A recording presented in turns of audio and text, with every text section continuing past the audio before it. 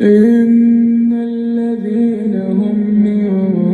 خشية ربهم مشفقون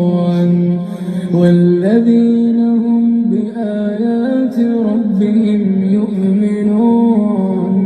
والذين هم بربهم لا يشركون والذين يؤتون ما